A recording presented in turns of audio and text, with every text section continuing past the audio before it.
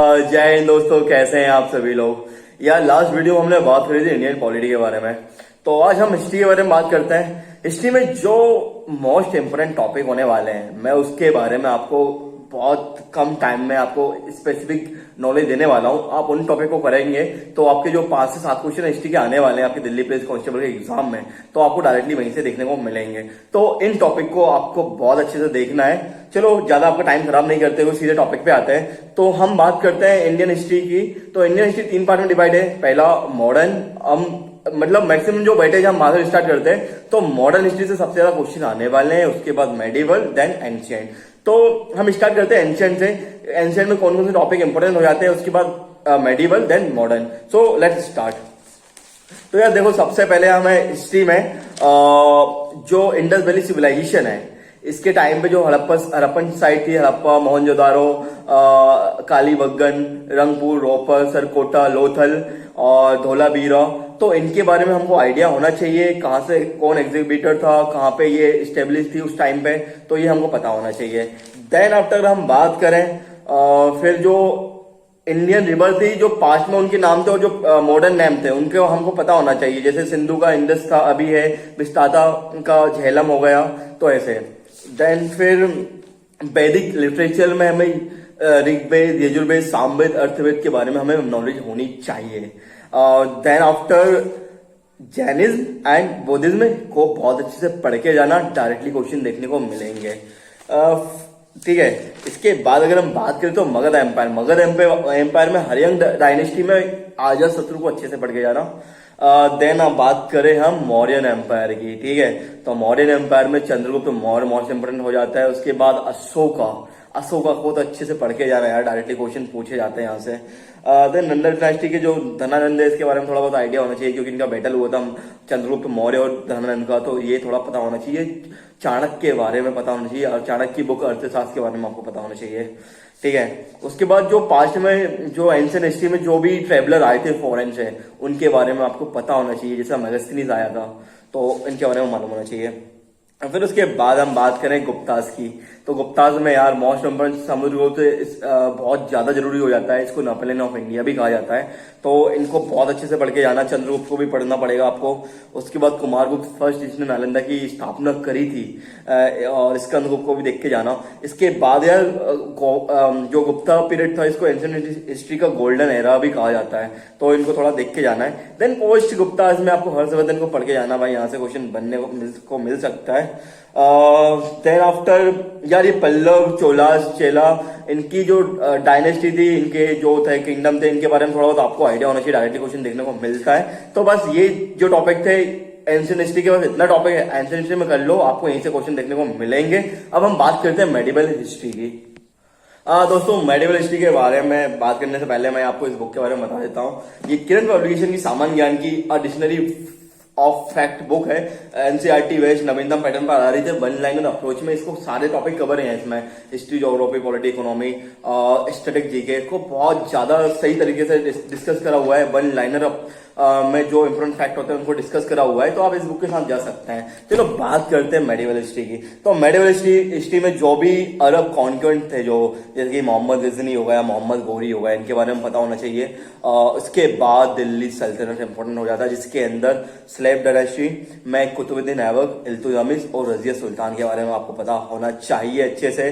Then Balban को पढ़ना पड़ेगा भाई, बलबन को देखना पड़ेगा। फिर द खिलजीज की अगर हम बात करें तो इसमें अलाउद्दीन खिलजी की जो पॉलिसी आज भी करते हैं हम लोग, तो इसको पढ़ के जाना। अलाउद्दीन खिलजी बहुत इंपोर्टेंट टॉपिक है।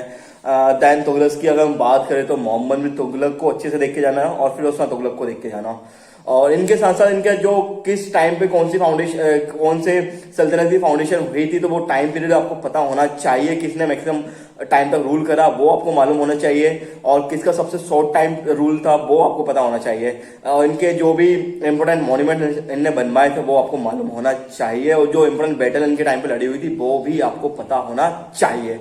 देन अगर हम बात करें तो लोधीस में आपको सिकंदर लोधी और साथ में इब्राहिम लोधी का पता होना चाहिए। सिकंदर लोधी ने नागदा की स्थापना करी थी, और इब्राहिम लोधी का युद्ध हुआ था बाबर के साथ, तो पानीपत का पहला युद्ध, तो ये आपको मालूम होना चाहिए। देन आफ्टर इनके जो बुक थी इस टाइम पे, जो बुक थी जैसे अलबरूनी की हो गया, अमीर खुसरो हो गया, इनकी जो बुक वगैरह है इनको आपको पता होना चाहिए एंशिएंट हिस्ट्री की। देन उसके बाद विजयनगर एम्पायर में आपको संगम डायनेस्टी के बारे में पता होना चाहिए, इसके फाउंडर और कौन कौन थे। तो ये थोड़ा देख के जाना। देन अगर हम बात करें तो सिख धर्म के जितने भी इम्पोर्टेंट जितने भी गुरु थे, सिख धर्म के 10 जो भी गुरु थे उनके बारे में आपको मालूम होना चाहिए। यहाँ से डायरेक्टली क्वेश्चन आपको देखने को मिलता है। फिर उसके बाद बात करें तो मुगल एम्पायर। मुगल एम्पायर में भाई मोस्ट इंपोर्टेंट टॉपिक होता है मेडिवल हिस्ट्री का। यहाँ से डायरेक्टली क्वेश्चन देखने को मिलेंगे। मैक्सिमम क्वेश्चन इसी टॉपिक से आते हैं मुगल एम्पायर से, जिसमें मोस्ट इंपोर्टेंट फिगर हो जाते हैं बाबर, हुमायूं, अकबर तो सबसे ज्यादा इंपोर्टेंट हो जाता है। देन उसके बाद जहांगीर को भी पढ़ना पड़ेगा, शाहजहां को भी पढ़ना पड़ेगा, इसके आर्किटेक्चर बहुत ज्यादा इनने काम करा था आर्किटेक्चर पे। उसके बाद आए औरंगजेब को पढ़ना पड़ेगा। औरंगजेब ने काफी ज्यादा युद्ध लड़े हुए थे अपने टाइम पे, तो ये आपको पता होना चाहिए। इनके मॉन्यूमेंट्स मालूम होना चाहिए, इनके वॉर मालूम होना चाहिए, तो इनको बहुत अच्छे से पढ़ के जाना है। ये इनसे डायरेक्टली क्वेश्चन देखने को मिलेंगे। फिर लेटर मुगल इतना ज्यादा खास इंपोर्टेंट है नहीं, इसको आप स्किप भी कर सकते हो। उसके बाद शेरशाह सूरी को भी देख के जाना, ये मोस्ट इंपोर्टेंट हो जाता है यहाँ से। इसके जो बैटल थे जैसे चौसा का युद्ध होगा, ये सब आपको पता होना चाहिए। देन मराठास की बात करें तो आपको पेशवास के बारे में तो पता होना चाहिए, साथ ही साथ शिवाजी महाराज को पढ़ के जाना। यहाँ से आपको डायरेक्टली क्वेश्चन देखने को मिलेंगे। ठीक है, तो ये होगा आपका मेडिवल हिस्ट्री। इतने ही क्वेश्चन है यहाँ से, मेडिवल के इतने ही टॉपिक है, यहाँ से आपको डायरेक्टली क्वेश्चन देखने को मिलेंगे। इनके वॉर, इनकी ट्रीटी, इनके युद्ध आपको पता होना चाहिए। तो अगर अब हम बात करते हैं मॉडर्न हिस्ट्री के बारे में, मॉडर्न हिस्ट्री से कौन से टॉपिक इंपोर्टेंट होते हैं और उन पे हमको ज्यादा फोकस करना चाहिए, तो हम बात करते हैं। तो यार दोस्तों, मॉडर्न हिस्ट्री से सबसे ज्यादा क्वेश्चन देखने को मिलेंगे आपको, तो थोड़ा देखना यार। ये पुर्तगालीज, बास्को वगैरह, डच और इंग्लिश इनकी जो हुई थी, इनके जो आपस में लड़ाइयां हुई थी, और डेंच फ्रांस, तो इनको थोड़ा बहुत देख लेना, थोड़ा बहुत ब्रीफ आइडिया होना चाहिए, बहुत ज्यादा डीप में नहीं पढ़ना आपको। दिल्ली पुलिस कांस्टेबल में वन लाइनर क्वेश्चन पूछे जाते हैं, तो आपको ऊपर ऊपर से भी आपको उनको थोड़ा आइडिया होगा तो आप क्वेश्चन बना लोगे। फिर हम बात करते हैं तो जितने भी गवर्नर जनरल ऑफ बंगाल है, जैसे वॉरेन हेस्टिंग हो गया, लॉर्ड कॉर्नवालिस हो गया, तो ये थोड़ा इंपॉर्टेंट हो जाते हैं। लॉर्ड वेलेस्ली इंपॉर्टेंट हो जाता है, तो ये आपको पता होना चाहिए। उसके बाद गवर्नर जनरल ऑफ इंडिया जैसे लॉर्ड विलियम बेंटिक हो गया, इसके बारे में आपको मालूम होना चाहिए, ये पहला गवर्नर जनरल ऑफ इंडिया था। देन वाइसरॉय ऑफ, फिर लॉर्ड डलहौजी को अच्छे से पढ़ के जाना, यहाँ से क्वेश्चन बनता है। उसके बाद वाइसरॉय ऑफ इंडिया में हम लॉर्ड कैनिंग को पढ़ के जाना, यहाँ से भी क्वेश्चन बनते हैं। उसके बाद जो इंपोर्टेंट होता है वो लॉर्ड मेयो को देख के जाना। उसके बाद लॉर्ड लिटन को भी देखना पड़ेगा आपको, डफरिन को, यहाँ पे इंडियन नेशनल कांग्रेस की स्थापना हुई थी। देन फिर लॉर्ड कर्जन, बंगाल पार्टीशन है ना, लॉर्ड मिंटो, और ये फिर यार जो 1905 के बाद जो लॉर्ड कर्जन के बाद जितने भी वाइसरॉय हैं ये इंपोर्टेंट होते हैं, यहाँ से डायरेक्टली क्वेश्चन देखने को मिलते हैं, तो सबको देख के जाना पड़ेगा। मिंटो, हार्डिंग, चैम्सफोर्ड को देख के जाना पड़ेगा, और रीडिंग को भी देखना पड़ेगा आपको, इरविन को पढ़ना पड़ेगा, वेलेस्ली, ब्लिंगटन और ये लॉर्ड बेवल माउंटबेटन, ये पूरा देखना पड़ेगा आपको। 1900 के बाद जितने भी ये आए थे वाइसरॉय, सबको देखना पड़ेगा, ये जरूरी हो जाते हैं।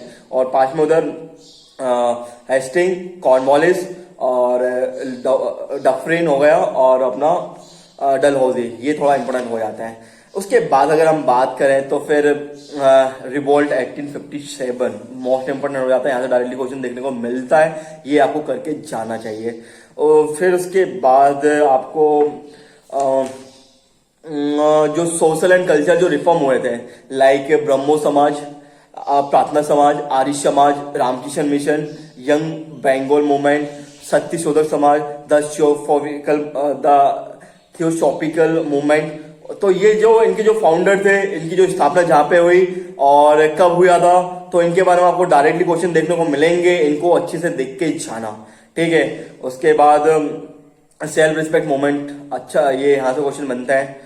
ठीक है, और फिर ये चीजें हो गई। देन आफ्टर अगर हम बात करें तो इंडियन नेशनल कांग्रेस से क्वेश्चन बनेंगे, डेफिनेटली क्वेश्चन देखने को मिलेंगे।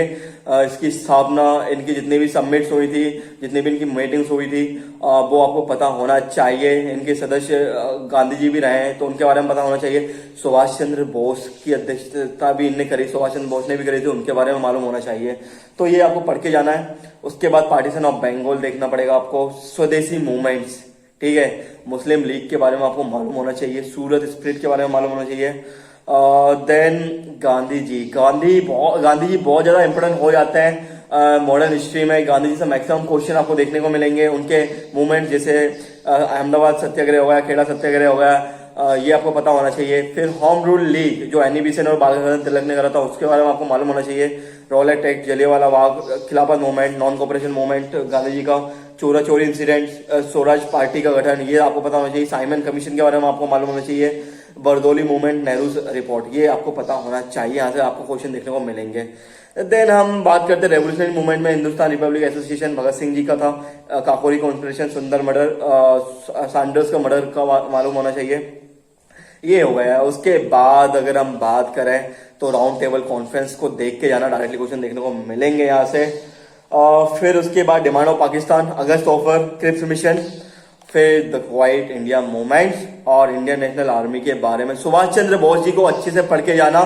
उनसे क्वेश्चन बनने लगे हैं आजकल, बहुत ज्यादा ट्रेंडिंग में वो रहते हैं हिस्ट्री में, उनसे क्वेश्चन बहुत ज्यादा देखने को मिलते हैं, तो उनके बारे में आपको मालूम होना चाहिए। फिर राजगोपालचारी फॉर्मूला पता होना चाहिए। और बस यही चीजें हैं। इसके बाद जो भी इम्पोर्टेंट न्यूज़पेपर हो गए, इम्पोर्टेंट मूवमेंट्स हो गए, वो आपको मालूम होना चाहिए। और जो जैसे इम्पोर्टेंट लीडर हो गए, जैसे एनी बेसेंट हो गए, बाल गंगाधर तिलक हो गए, भगत सिंह, फिर बिपिन चंद्र पाल, दादा भाई नरोजी से क्वेश्चन बनते हैं। बी आर अम्बेडकर साहब को इग्नोर नहीं कर सकते आप। उसके बाद गोपाल कृष्ण गोखले जी को पढ़ना पड़ेगा और जवाहरलाल नेहरू जी का कंट्रीब्यूशन आपको पता होना चाहिए। महात्मा गांधी तो मोस्ट इंपोर्टेंट फिगर हो जाते हैं जब हम मॉडर्न हिस्ट्री की बात करते हैं। तो उसके बाद इनकी जो भी न्यूज़पेपर थे, इनकी जो इंपोर्टेंट बुक थी, वो आपको पता होना चाहिए। देन आपका सुभाष चंद्र बोस, बन सके नाम टाइम नहीं हूँ, सुभाष चंद्र बोस को इग्नोर नहीं कर सकते। तो ये एक चीज है, यहाँ से आपको डायरेक्टली क्वेश्चन देखने को मिलेंगे। इन टॉपिक को आप बहुत अच्छे से तैयार करें। वन लाइनर क्वेश्चन आने वाले हैं, तो आपको इनके बारे में आपको थोड़ा थोड़ा और मालूम होगा, तो आप मैक्सिमम क्वेश्चन बना सकते हैं। क्योंकि अब देखिए, अगर आप इन टॉपिक को इग्नोर करके जाते हो, हिस्ट्री को अगर आप इग्नोर करते हो, तो आपके 5 से 7 क्वेश्चन की लीड से आप बाहर हो जाओगे। तो आपको कोई भी टॉपिक इग्नोर नहीं कर सकते, आपको इनको थोड़ा बहुत आपको आइडिया होना चाहिए। देन आफ्टर अगर आपको प्रैक्टिस करनी है तो आपको प्रीवियस ईयर बुक बहुत ज्यादा जरूरी है। तो किरण पब्लिकेशन की आप प्रीवियस ईयर बुक से आप प्रैक्टिस कर सकते हैं और अपने स्कोर को बूस्टअप कर सकते हैं। अगर आपको ये वीडियो अच्छी लगी है और आपको जो भी अगले टॉपिक में वीडियो चाहिए, तो आप कमेंट सेक्शन में कमेंट करके बता सकते हैं, हम उस पर बात कर लेंगे। Thank you so much. जय हिंद।